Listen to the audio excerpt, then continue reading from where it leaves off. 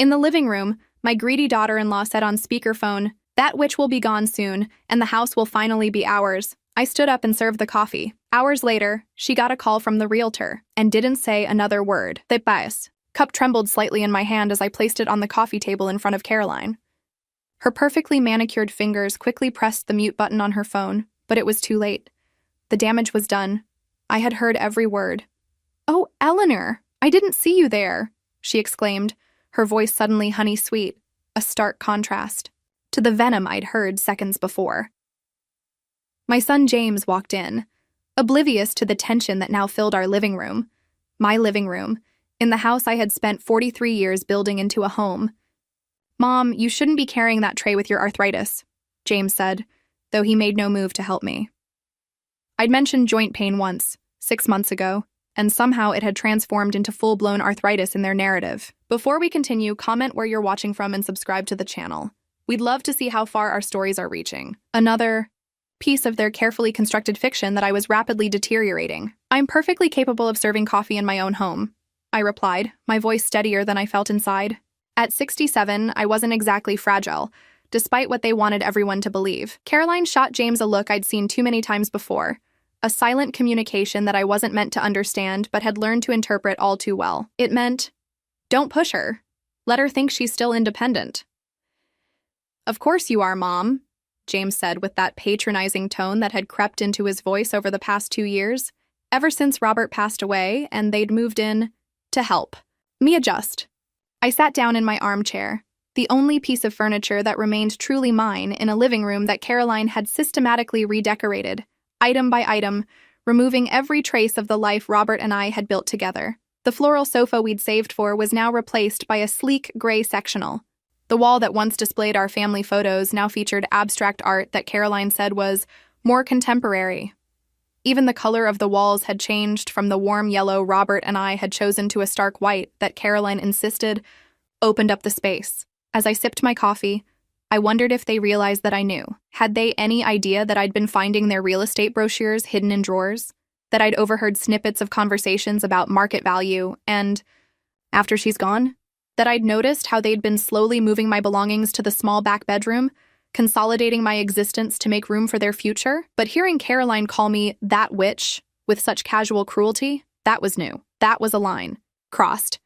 "I made almond cookies," I said, pushing the plate toward them. "Your favorite, James." "Thanks, Mom, but we're watching our sugar," James replied without looking up from his phone. He hadn't watched his sugar a week ago when he devoured half a chocolate cake, but I said nothing. Caroline's phone rang again, and this time she didn't. "Put it on speaker." She glanced at the screen, her face suddenly tense. "I need to take this," she said, standing abruptly and walking to the kitchen. Her voice was hushed, but in a house I knew every inch of, sound carried in ways she didn't understand. I could hear fragments. "What do you mean it's not possible?" And, "But we discussed this already." And finally, "We'll have to find another way." When she returned, her face was ashen. For the first time since they'd moved in, Caroline seemed genuinely shaken. She sat down next to James, whispering something in his ear that made him look up sharply at me, then quickly away. "Everything okay?" I asked innocently, stirring my coffee. "Fine," Caroline snapped, then caught herself. "Just some work stuff." I nodded, pretending to accept her lie.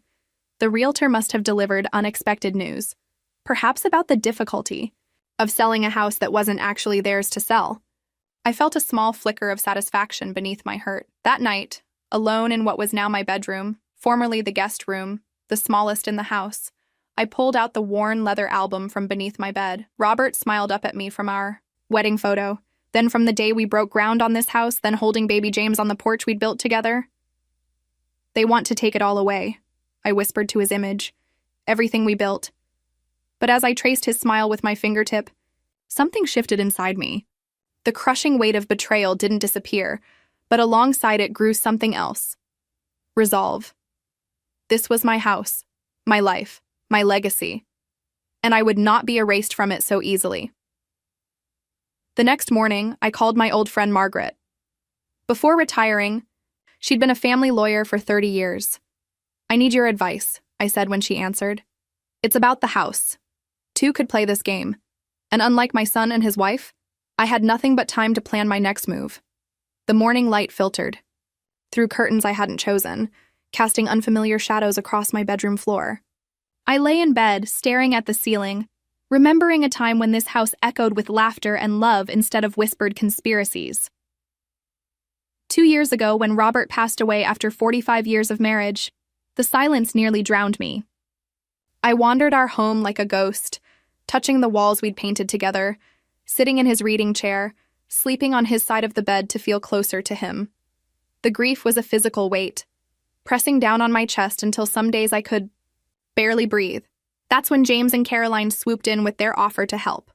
"Mom, we're worried about you," James had said, his arm around my shoulder as we sat at the kitchen table. The same table where Robert and I had shared thousands of meals, helped James with his homework, celebrated birthdays and anniversaries. "You shouldn't be alone in this big house," Caroline added, her practiced concern almost convincing. "What if you fall? What if something happens and nobody's here to help?" I'd been vulnerable, drowning in grief, and their lifeline seemed genuine. When they suggested moving in temporarily to help me adjust, I'd agreed, grateful for their apparent concern. How quickly temporary became permanent. How systematically they dismantled my life under the guise of helping me. It started small. Caroline rearranged the kitchen cabinets because it would be more efficient. James moved the furniture in the living room to create better flow. I'd come home from grocery shopping to find family photos replaced with Caroline's modern art prints, my garden catalogs cleared away, my knitting basket relocated to my bedroom. "We didn't think you'd mind, Mom," James would say. "You never use this space anyway." But I did mind. With each change, another piece of my life with Robert was erased, another memory blurred.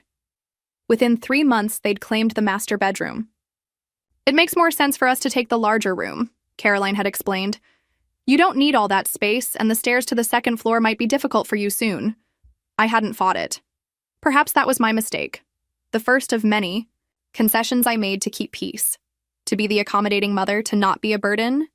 I moved into the small guest room downstairs, surrounded by boxes of possessions deemed unnecessary clutter by Caroline's ruthless reorganizing. When I asked about certain missing items, Robert's collection of first edition mystery novels, the antique clock his father had given us, my grandmother's china, Caroline always had an answer ready. "We put those in storage for safekeeping," or "they were gathering dust, so we packed them away," or most brazenly, "James wanted some of his father's things in our room to remember him by." Yet somehow, those treasured items never reappeared when I asked to see them. My kitchen, once my domain where I'd cooked countless family meals, became Caroline's territory. She replaced my well-seasoned cast-iron pans with expensive nonstick cookware, tossed out spices I'd collected from around the world, claiming they were probably expired, and rearranged everything until I couldn't find anything without asking. "Let me do that, Eleanor," she'd say whenever I attempted to cook. "You just relax." But what she meant was, "You're in my way. This isn't your kitchen anymore." The garden Robert and I had lovingly tended for decades, with rose bushes he'd planted for each of our anniversaries and the maple tree we'd watched grow alongside our son, was deemed too high maintenance. Caroline hired landscapers who ripped out my perennial beds to install what she called modern low-maintenance design. I came home one day to find Robert's rose bushes gone, replaced by geometric gravel patterns and a few spiky plants that required less care. I had cried that night, alone in my bedroom, mourning not just the garden but what it represented. Another piece of our life together destroyed. The physical takeover of my home was painful, but the emotional manipulation was worse. They began speaking about me in the third person when I was in the room. "Mom seems tired today," James would say to Caroline, as if I weren't sitting right there. "She's getting confused about her medications," Caroline would tell visitors, though. I'd never once mixed up my blood pressure pills. They'd finish my sentences, speak over me, make decisions without consulting me. They'd discuss my declining health in hushed tones meant for me to overhear. My friends stopped visiting because Caroline made them uncomfortable, scrutinizing every interaction as if they might be taking advantage of me. My weekly bridge club, which had been a lifeline after Robert's death, gradually stopped calling when Caroline repeatedly told them I was too tired for visitors. Isolated and increasingly confined to a smaller and smaller portion of my own home, I began to question myself. Was I truly becoming forgetful? Was I really too fragile to manage on my own? The constant undermining chipped away at my confidence, until I sometimes believed their narrative, until yesterday, when I heard the truth, straight from Caroline's mouth. That witch will be gone soon, and the house will finally be ours. I was nothing but an inconvenience, an obstacle to their inheritance. All their help had been part of a calculated plan to diminish me, to edge me out of my own life, to erase my presence so thoroughly that by the time I died, or was shipped off to a nursing home, it would be as if I'd never lived here at all. The betrayal was a knife to my heart, but it also cut through the fog of self-doubt they'd created. In a perverse way, Caroline's cruelty had given me clarity. I rose from my bed and dressed carefully, choosing the blue blouse Robert had always loved. Today, I would begin reclaiming what was mine. Margaret's advice had been clear: document everything, secure important papers, and don't let them know I was aware of their plans. The element of surprise is your greatest advantage, she'd said. I opened my bedroom door and straightened my shoulders. In the kitchen, I could hear Caroline on the phone again, her voice low and urgent. She fell silent when I entered. "Good morning," I said pleasantly. "I thought I'd make breakfast today." Caroline's eyes narrowed slightly. "You don't need to do that. I was just about to start the eggs." "I insist," I replied, moving toward the refrigerator. "This is still my kitchen, after all." The flash of irritation that crossed her face was unmistakable, but it was quickly replaced by her usual condescending smile. "Of course it is, Eleanor. I'm just trying to help." As I cracked eggs into a bowl, I felt her watching me. Let her watch. Let her wonder about the call from the realtor yesterday, about what I might know, about the subtle shift in my demeanor. The game had changed. I might have been outmaneuvered before, but I wasn't defeated. Not yet. Not in the house that Robert and I had built with our own hands, the house where we'd raised our son, the house that held the story of our lives within its walls. When James entered the kitchen, he looked between Caroline and me, sensing tension but unsure of its source. "Morning, Mom," he said cautiously. "You're up early." "I have a busy day ahead," I replied. "In fact, I was thinking of having some people over this weekend." "People?" Caroline echoed, her coffee cup pausing halfway to her lips. "Yes," I said, turning to face them both. "It's been too long since I've entertained. This house was meant to be filled with friends and family." I paused, letting my gaze rest on each of them. "Don't you agree?" The look they exchanged told me everything I needed to know. My small act of rebellion had unsettled them. Good. It was just the beginning. "Eleanor, I've reviewed everything, and I have good news," Margaret said, sliding her reading glasses to the top of her head. We sat in a quiet corner of the public library, surrounded by tall bookshelves that muffled our conversation. I'd chosen this location carefully. James and Caroline never set foot in libraries, considering them outdated in the age of ebooks. I leaned forward, clutching my handbag tightly. "So the house is secure?" Margaret nodded, her expression both relieved and determined. Though retired, my old friend still had the sharp mind that had made her one of the most respected family lawyers in town. "The property is solely in your name." Robert made sure of that. "The deed was never changed after his passing, and there's no mortgage. They have absolutely no legal claim to it." The relief was so intense I had to close my eyes for a moment. Robert had always been meticulous about our affairs. Even when cancer had ravaged his body, he'd insisted on putting everything in order, just to be safe, he'd said. He couldn't have known how his foresight would protect me now, against our own son. "What about their plan to sell it?" I asked, opening my eyes. Margaret's face hardened. "They can't sell what they don't own, but the fact that they were talking to a realtor concerns me. They might be planning something more underhanded." "Like what?" "At your age alone, they might try to have you declared incompetent." Her voice was gentle, but her words hit like a physical blow. "It happens more often than you'd think. Adult children convincing doctors their parent can't manage independently, especially after losing a spouse." My stomach twisted. "They couldn't. They could try." "But," she continued, reaching across the table to squeeze my hand, "we won't let them succeed. I've drawn up some documents for you to sign that will make it much harder for them to pursue that route." She pulled several papers from her briefcase, explaining each one methodically. A durable power of attorney naming her, not James, as my representative if I became incapacitated. An updated will specifying exactly what would happen to the house after my death. A living will detailing my healthcare wishes. As I signed each document, I felt a mixture of sadness and strength. I never imagined needing protection from my own child. But here I was, fortifying my legal defenses against him. "There's something else you should know," Margaret said, her voice dropping even lower. I did some discreet checking. Caroline has significant debt, credit cards, personal loans, a shopping habit she can't afford. James's business isn't doing as well as he pretends either. This didn't surprise me. The designer clothes, expensive vacations, new cars. I'd wondered how they maintained that lifestyle on James's modest business income. Now it made sense. They were drowning in debt and saw my house as their financial salvation. What should I do next? I asked. For now, observe.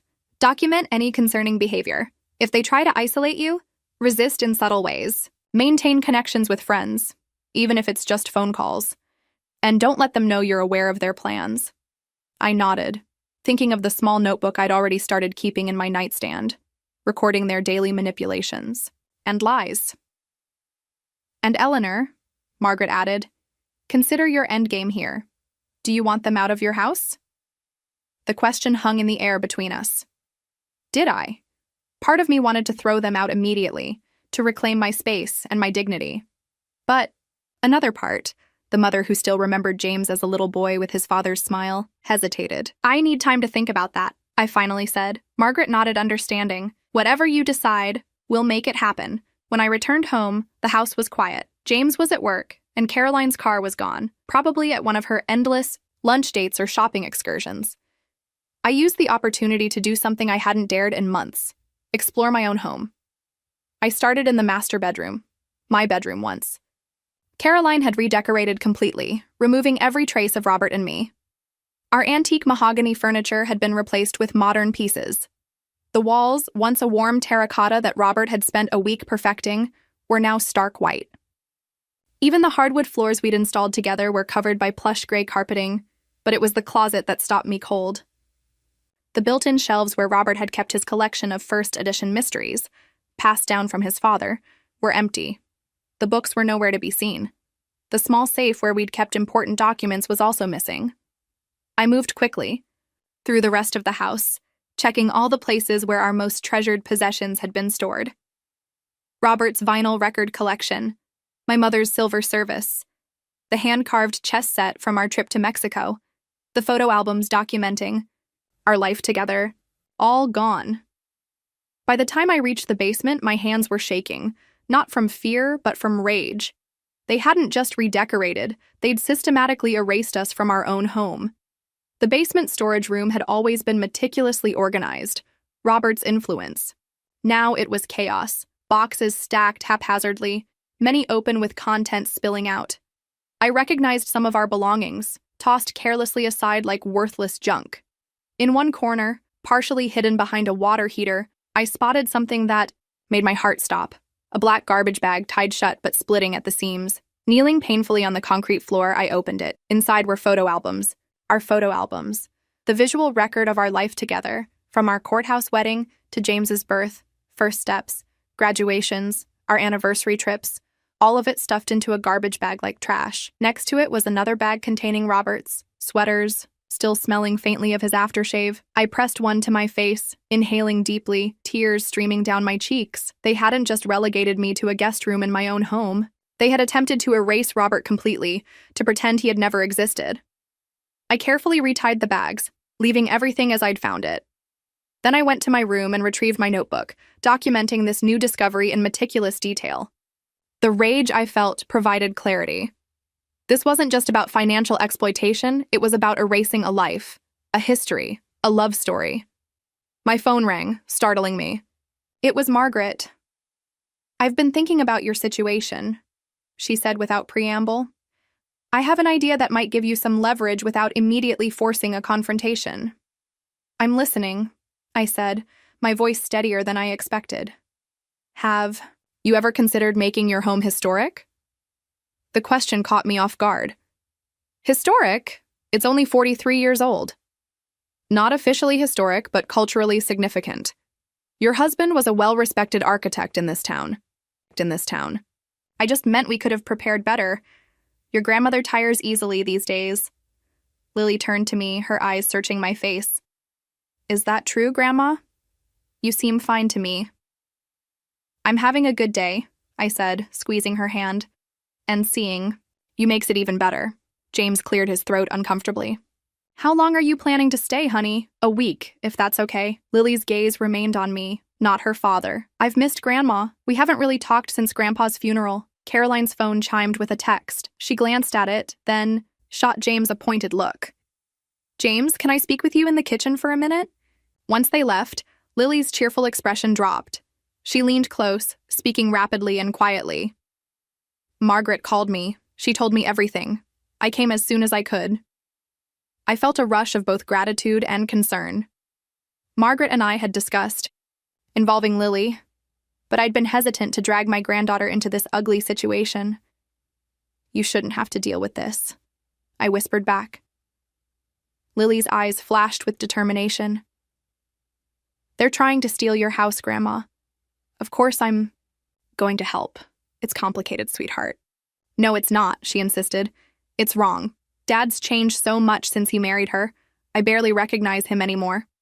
From the kitchen, we could hear the urgent, hushed tones of James and Caroline arguing. I could imagine Caroline's fury at this unexpected complication in their carefully laid plans. Do they know you're in contact with Margaret? I asked. No way. As far as they know, I haven't seen any family friends since I left for college. Dad made sure of that. The bitterness in her voice was unmistakable. Caroline's been isolating. All of us, not just you. Over the next few days, Lily proved herself an invaluable ally. While James was at work and Caroline was out running errands or meeting friends, we searched the house systematically. Lily charmed her way into her father's office, claiming she needed to use his computer for a school project. While there, she discreetly searched for any of Robert's old files. She also acted as my eyes and ears, catching conversations I might have missed and reporting back. Caroline, it seemed, was growing increasingly agitated by Lily's presence, especially her protective attitude toward me.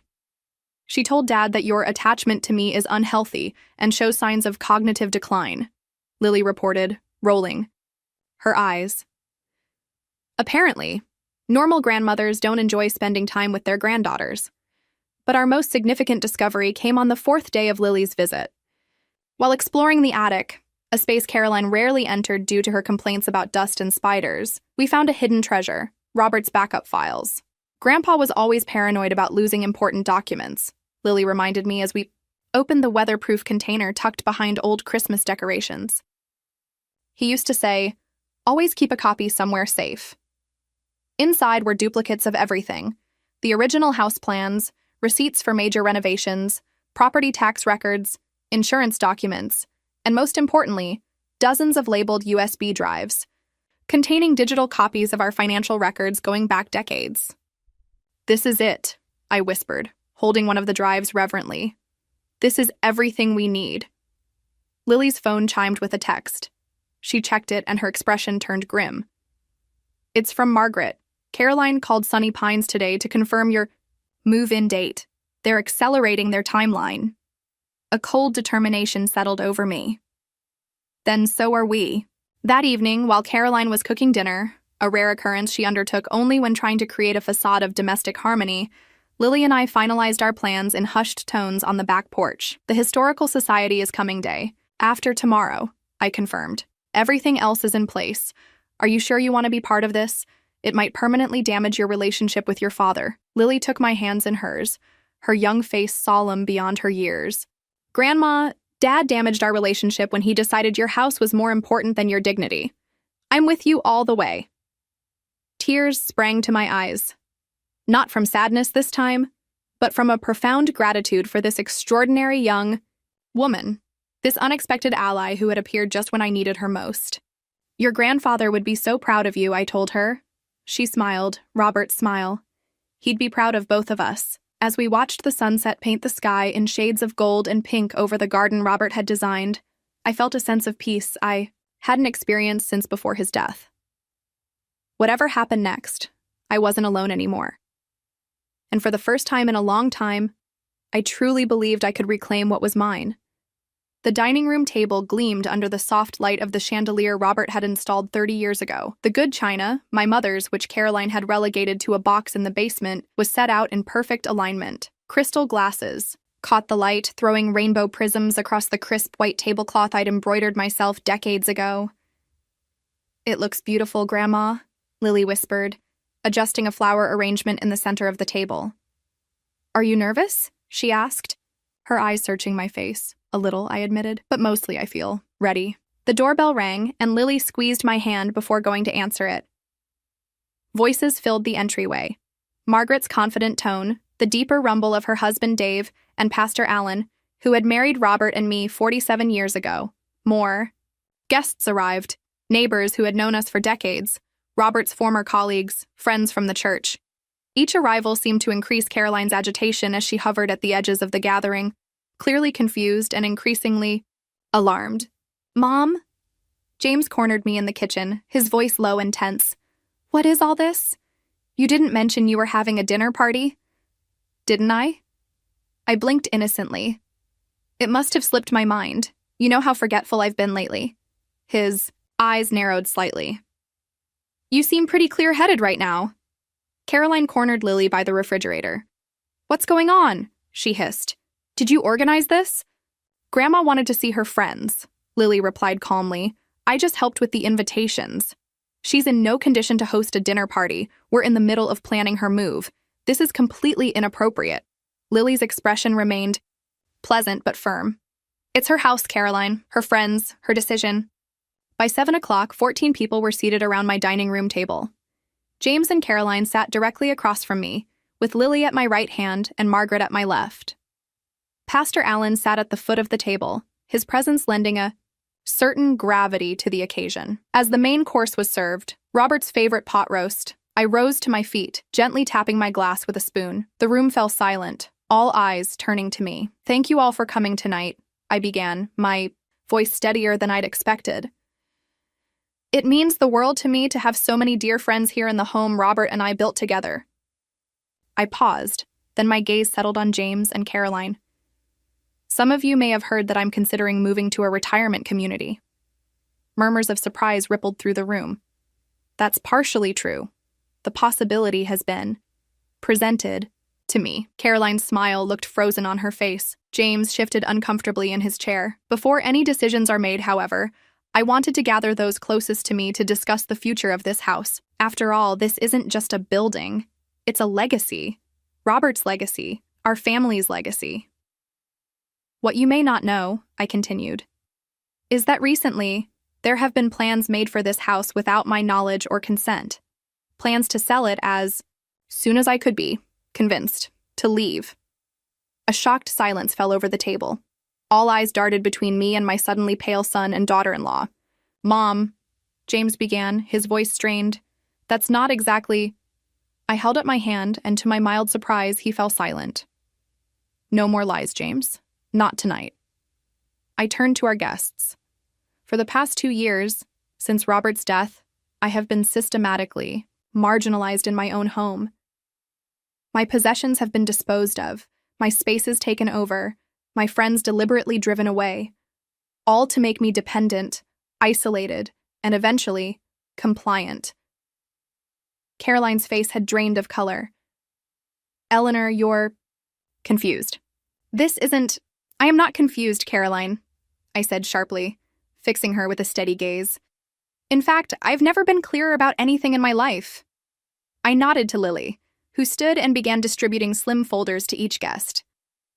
"Inside, you'll find copies of documents that tell an interesting story," I explained. "Bank statements showing transfers from my accounts to cover house expenses, emails between my daughter-in-law and various realtors discussing the sale of this house, a house that is solely in my name. There's even a transcript of a phone call with Sunny Pines Retirement Community, arranging my placement there without my informed consent." "Eleanor," James's voice was desperate now, "this is a family matter. We don't need to involve everyone in a private discussion." "That's where you're wrong," I replied calmly. "When elder abuse is occurring, it should never remain private." The word abuse hit the room like a thunderclap. Caroline flinched visibly. "You see," I continued, "I've been playing a role these past few months, The confused, declining widow who can't manage on her own. I let James and Caroline believe I was fading away, becoming less capable, easier to manipulate. I turned back to face them directly. But I heard you, Caroline. That day in the living room, on the phone with the realtor. That witch will be gone soon. Soon. Your home was one of his early designs, wasn't it? Yes, our first major project together. We built most of it ourselves. The Historical Society might be very interested in documenting it. Maybe even arranging for it to be photographed inside and out for their archives. It would create a public record of the house as it was intended to be. I understood immediately what Margaret was suggesting. Having strangers document the house would force James and Caroline to explain the missing items, the redecorating, the changes they'd made without my permission.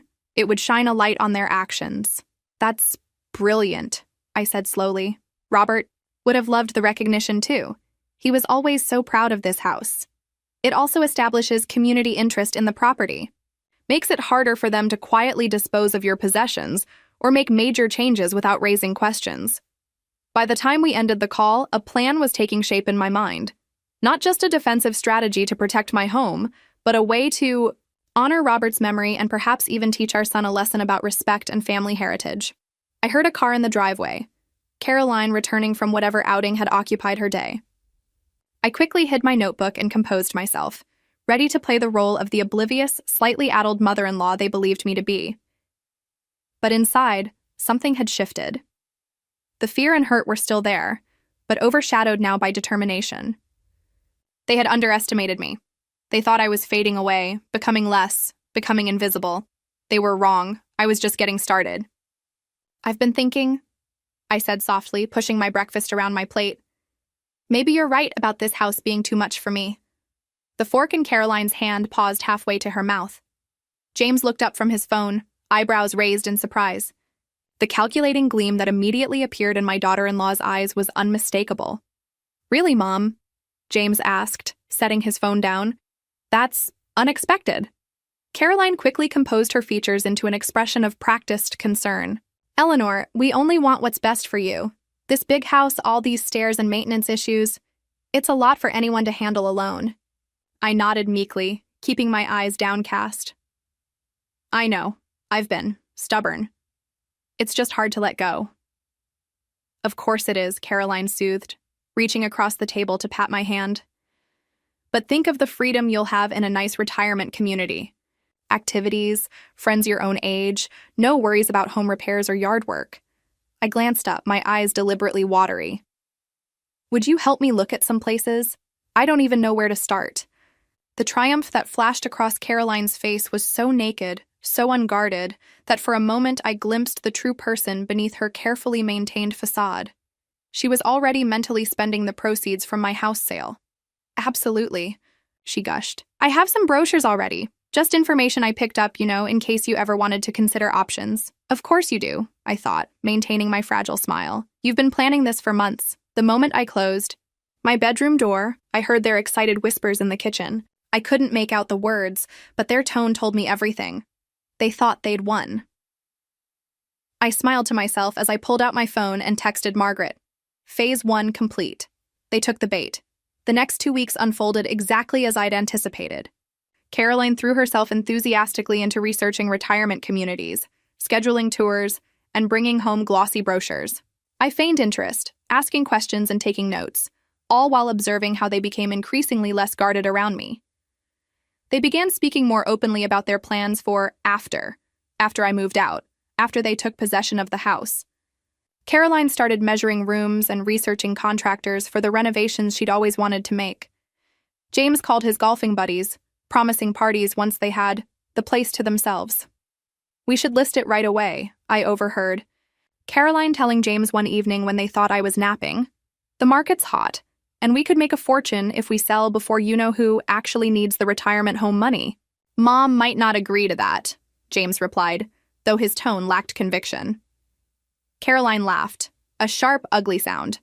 Please, she's already agreed to move out. Once she's settled in one of those places, she'll sign whatever we put in front of her, especially if we tell her it's for her own good. I bit my tongue to keep from revealing myself. The son I'd raised, the boy who'd once helped his father and me paint these very walls, now dismissing me as if I were a child incapable of making decisions. While Caroline drove me to tour various retirement facilities, I was busy setting other wheels in motion. I visited the local historical society with Margaret, sharing Robert's original architectural drawings for the house. The society's director was thrilled, especially when I mentioned allowing them to document the house for their archives. I also visited my bank, securing my financial records and setting up new accounts that neither James nor Caroline could access. Most importantly, I reconnected with people Caroline had systematically driven away, my bridge club, old friends, and neighbors who'd stopped visiting because of Caroline's hostility. Meanwhile, I continued my act at home, becoming gradually more forgetful, more dependent. I asked Caroline to help me with simple tasks I was perfectly capable of handling. I misplaced items and appeared confused about basic household matters. Mom seems to be declining faster than I expected, James remarked one evening, loud enough for me to hear from the hallway. It's probably the stress of the move, Caroline replied. Once she's in a facility with proper care, we won't have to worry anymore. Their casual cruelty stung, but I used the pain to strengthen my resolve. Every dismissive comment, every manipulative action, I documented all of it in my growing journal. Then came the day Caroline brought home forms from Sunny Pines, the least objectionable of the retirement communities we'd visited. They have an opening next month, she announced brightly over dinner. I've put down a deposit to hold it for you. Isn't that wonderful? She pushed a stack of papers toward me. I glanced at them, noticing immediately that they weren't just admission forms for Sunny Pines. Mixed in were documents related to my house, power of attorney forms, property transfer authorizations. There's so many, I murmured, feigning confusion. Could I review these tonight and sign them tomorrow? That night, I photographed every page with my phone and sent the images to Margaret, who confirmed my suspicions. They were trying to trick me into signing over my home and financial control. The next morning, I returned the papers to Caroline with a few key signatures missing, the ones that would have given them control. I pretended not to understand which lines needed signing. Oh, Eleanor, Caroline sighed with exaggerated patience. You missed some important spots, here and here. I watched as she pointed to exactly the documents Margaret had flagged as problematic. I'm sorry, dear. My eyes aren't what they used to be. For the next week, I maintained my performance of increasing frailty and confusion. Each incident was met with meaningful glances between my son and his wife, confirming their belief that I was declining rapidly. That triumph came to an abrupt end when I overheard Caroline on the phone with the realtor again. Yes, we're listing. Next month, she was saying, her voice low. The old lady signed most of the paperwork already. No, she doesn't understand what she's signing. Yes, full asking price. We won't accept less. I retreated silently to my room and picked up my phone. It was time for the next phase. Margaret, I said when she answered, I think we need to move up our timeline. They're planning to list the house next month. Are you ready? She asked. I thought of Robert, of the life we'd built, of the son we'd raised who had become a stranger, to me. I thought of Caroline's cold calculation, their casual cruelty, their eagerness to erase me from my own home. More than ready, I replied. Let's do it. The doorbell rang at precisely 3 o'clock on a Sunday afternoon. Caroline looked up from her laptop with a frown, clearly annoyed by the unexpected interruption. Were you expecting someone? She asked, her tone making it clear that I shouldn't have been. Not that I recall, I replied, maintaining my recently established pattern of mild confusion. Perhaps it's a neighbor? James emerged from the den where he'd been watching golf. I'll get it. I remained seated, outwardly calm though my heart was racing. This was a pivotal moment in our carefully orchestrated plan. The door opened, and I heard a young, familiar voice. Hi, Dad. Surprise. Lily. James's genuine shock was evident. What are you doing here? Shouldn't you be at college? Fall break, came the reply. I thought I'd come see Grandma. It's been ages. My granddaughter Lily appeared in the living room doorway, her backpack slung over one shoulder, her smile bright and genuine when she spotted me. At 19, she was the spitting image of her father at that age. Before Caroline, before greed, had twisted him into someone I barely recognized. Grandma! She crossed the room quickly and enveloped me in a hug that smelled of strawberry shampoo and youth. Caroline's tight smile didn't reach her eyes. Lily, what a surprise. You should have called first. Why? Lily asked innocently, though I caught the slight edge in her voice. It's Grandma's house. I've always been welcome here. A flicker of irritation crossed Caroline's face. Of course you are. Of course you are. And the house will finally be ours. Those were your exact words. Caroline's face contorted with fury and embarrassment. You were eavesdropping on a private conversation. In my own living room? I raised an eyebrow. Hardly eavesdropping when... You put it on speakerphone. Lily stood beside me, her presence solid and supportive. I found Grandpa's records in the attic, she added. Every improvement, every repair, every investment they made in this house over 43 years, plus photos of all the things that have been removed or replaced without Grandma's permission, since you two moved in. I reached for the final folder on the sideboard, thicker than the others, bound in blue leather. This, I said, holding it up, contains my decision about the future of this house. A decision I've made with a clear mind and full legal counsel. I've established a trust, I announced. The Robert Caldwell Memorial Trust. Upon my death, this house will be donated to the Historical Society as an example of mid-century residential architecture with specific provisions that it be used for educational purposes and community events. Caroline's gasp was audible. You can't do that. I already have, I replied simply. The papers were filed yesterday. What about us? James demanded, his voice rising. Where are we supposed to live? That's an excellent question, I said, my voice hardening. One you should have considered before attempting to defraud your own mother. The silence that followed was deafening. Pastor Allen cleared his throat and offered a brief prayer that spoke of reconciliation, forgiveness, and justice, each word landing with precision in the charged atmosphere. When he finished, I looked directly at James and Caroline. I am not asking you to leave tonight. That would be cruel, and despite everything, I have no desire to be cruel, but I am giving you 30 days to find alternative living arrangements. 30 days? Caroline's voice rose in panic. That's impossible. It's considerably more notice than you plan to give me before shipping me off to Sunny Pines, I pointed out.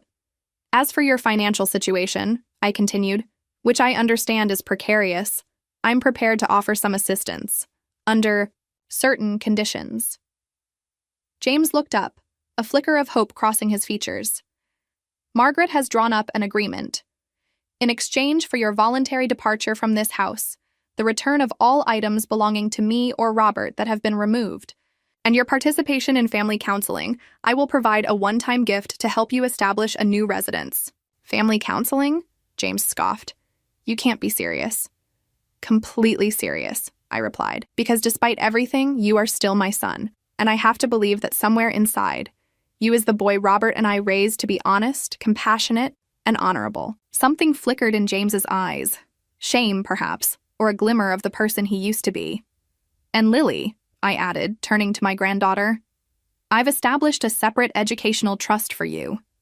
No matter what choices your parents make, going forward, your future is secure. Lily's eyes widened in surprise. This was one detail I hadn't shared with her beforehand. This house, I continued, was built with love. Robert and I poured our hearts into every brick, every beam. I won't allow it to be sold off to strangers or used to pay for Caroline's shopping habits or James's business failures. My voice softened slightly as I looked at my son. And it will stand as a testament to what Robert and I built together.